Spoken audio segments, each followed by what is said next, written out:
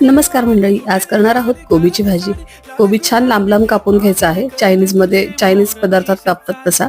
Tomato कापून घ्यायचा आहे, मिरची कोथिंबीर कापून घ्यायची आहे आणि ही भाजी मी कुकरमध्ये करणार आहे.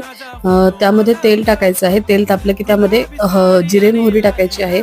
आपण कढीपत्ता घालायचा आहे, टोमॅटो घालायचा आहे आणि थोडीशी कोथिंबीर घालायची आहे आणि हिंग हळद घालून थोडंसं लाल तिखट घालायचं आहे आणि कोबी टाकून छान परतायची आहे. त्यामध्ये नंतर चवीनुसार मीठ, भिजवलेली हरभऱ्याची डाळ टाकायची आहे आणि टोमॅटो घातल्यामुळे त्यात थोडासा गूळ घालायचा आहे, म्हणजे त्याची चव बॅलन्स होते.